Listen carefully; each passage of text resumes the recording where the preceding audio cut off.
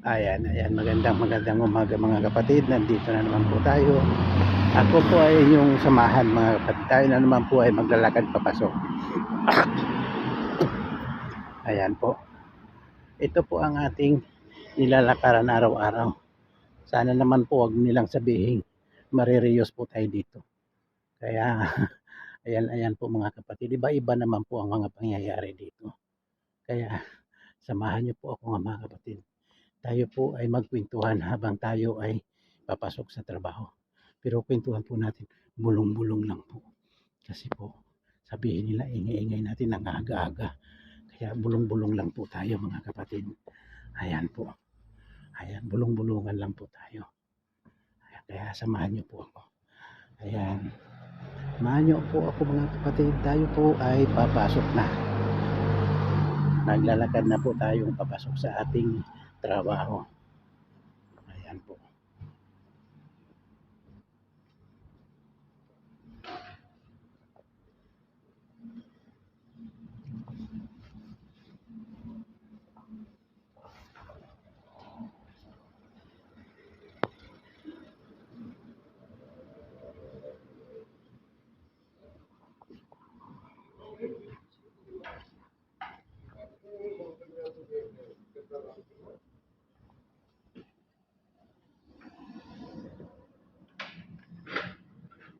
Maaga pa po ngayon. Ang oras po ay -15 para alas 7. Dadaan po yung trambiya, yung train, -10 para alas 7. At kukunin po natin yon. Parating tayo sa estasyon ng bus, alas 7. Tapos ang alis po doon ay alas 7:15. Kaya lang, ay oras pa po tayo para magpintuhan. Kaya yan po, samahan niyo po kung magkwentuhan po tayo. Ito po yung tinatawag nilang, ayan po.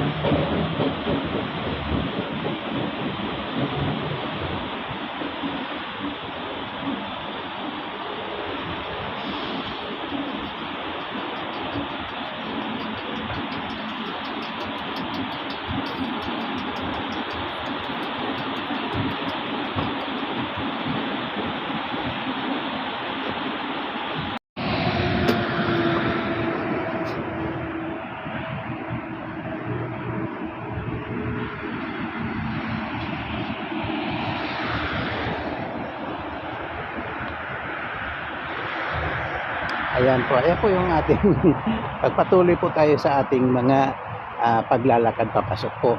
Ito na po yung ating laging dinadaanan. Ayan po yung ating laging kinukuhaan po ng tinatawag na short video. Pero ngayon po, sa long video naman po tayo. Ayan po.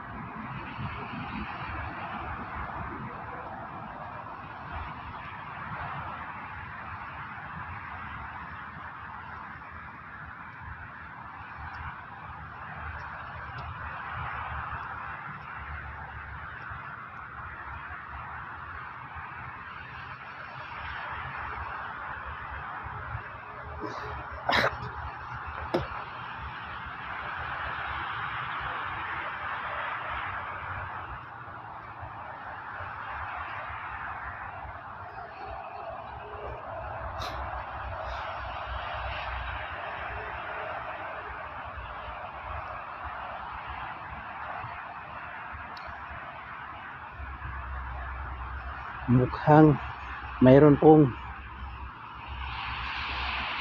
ano bang tawag niya? Kalima. Mukhang may kalima po ngayon.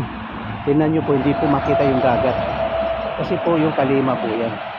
Yan yung po sinasabing sunstorm. Pero hindi naman po matatawag talaga dito ng storm kasi po wala naman hangin, kundi malabo lang po ang paligid dahil po dyan sa buhangin na yan. Galing daw po ng Africa yan, sabi nila.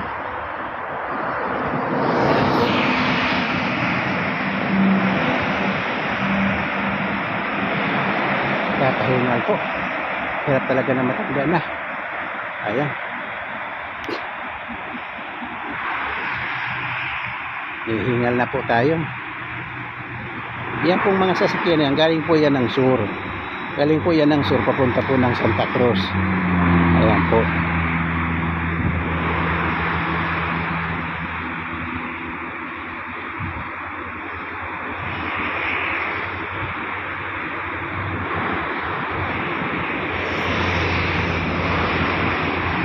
Ang ganda po ng view, di po ba? Ang ganda ng view. Ayan po. Ayan.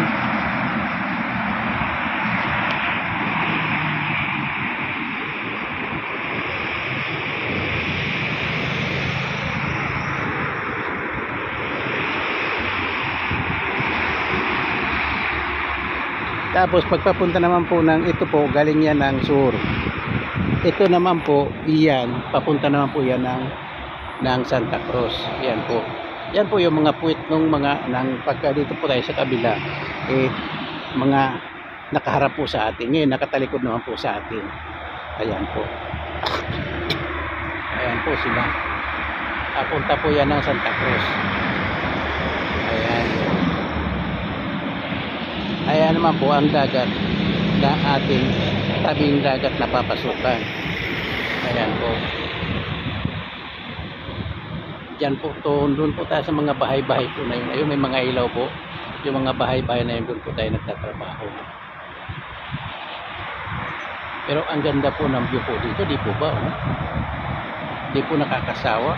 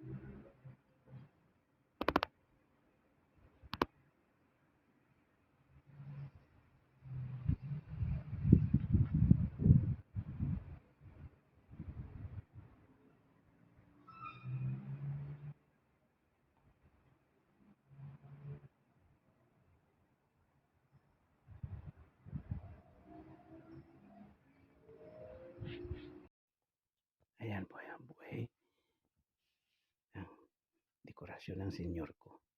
Siya po ang gumagawa niyan.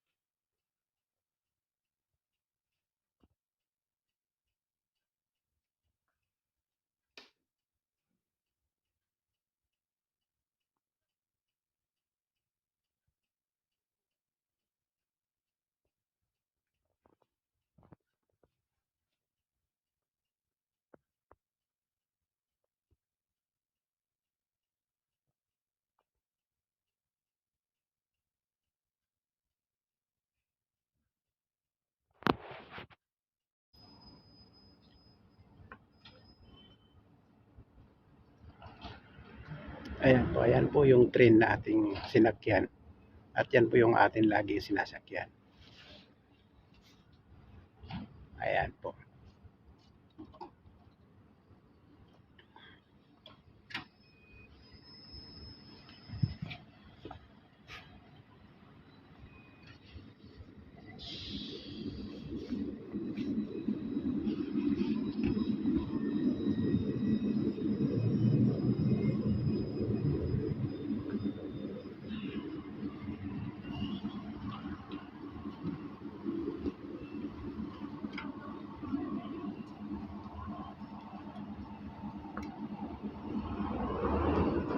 Maganda po ang view pagka ganitong umaga o madaling araw o sa gabi.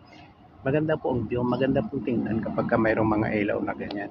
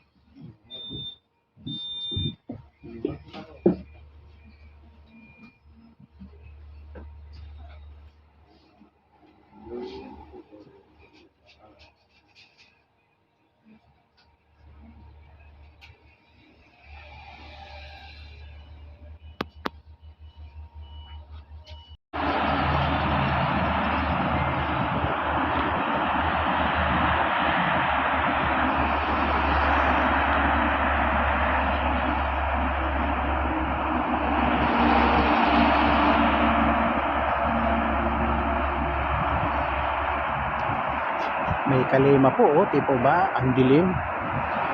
Ang dilim po ng paligid. Kasi may kalima po. Ang ibig sabihin ng kalima, may sunstorm po. Hindi naman storm na parang bagyo na malakas, kundi may mga ayun lang pong buhangin na nakakapagpadilim po dito sa lugar ng Spain. Dito po sa Tenerife. Hindi naman po buong Espanya ay ganito.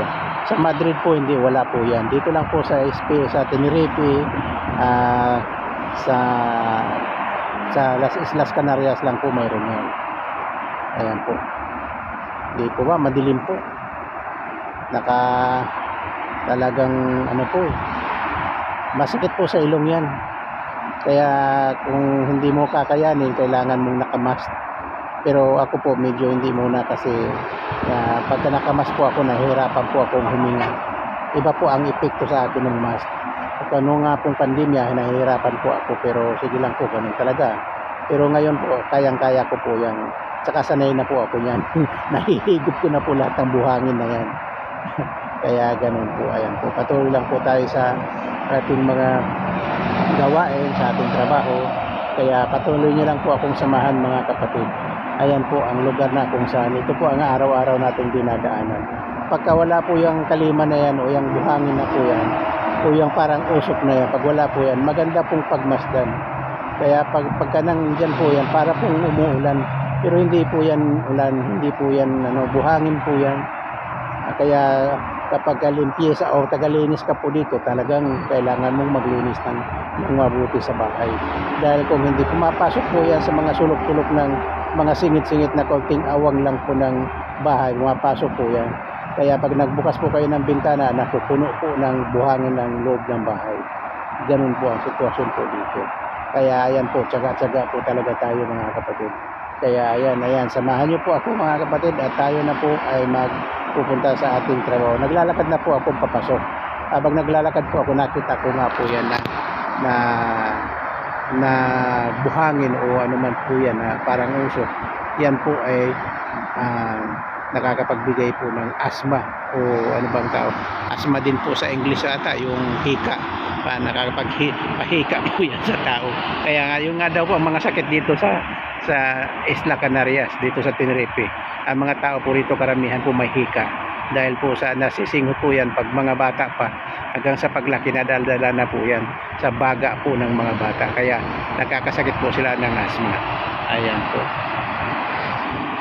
Tayo na po ay maglalakad. Hindi na po tayo pipirmi dito kasi po matatagalan po tayo sa paglalakad papasok. Ayan po.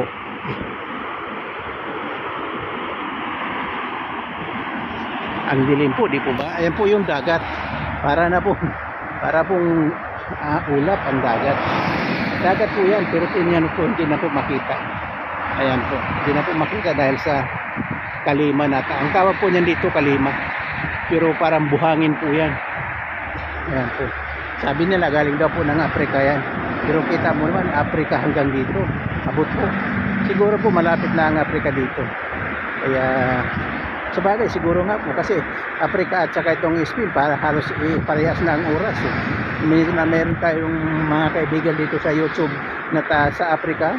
Pag nagkakakwentuhan po kami kung anong oras doon sa kanila, isang oras lang po ang diferensya. Kunyari alas 7 dito, alas 8 doon o alas 6 doon. Parang hindi ko alam po huli sila o una sila.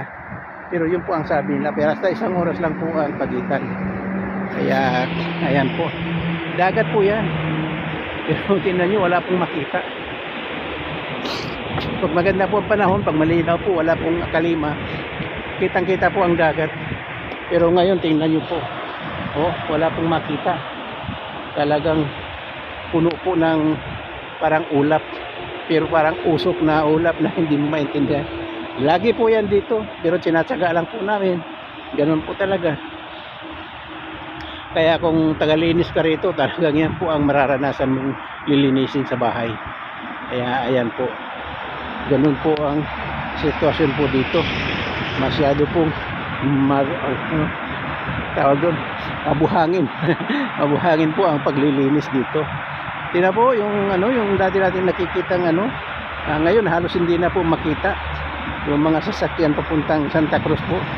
Yung mga puwitan po na yung kulay pula, mga sasakyan po, halos hindi na po makita. Talagang puno po ng alikabok. Ay, parang alikabok po, parang hindi lang, parang alikabok po yan, pero ang tawag po nila dito kalima. Ayan po, kita nyo po yung mga bahay-bahay o ilaw-ilaw, hindi na po makita kasi po madilim po talaga. Pag sa video hindi po makita, pero doon po ako nagtatrabaho sa lugar na yun. Ayan po.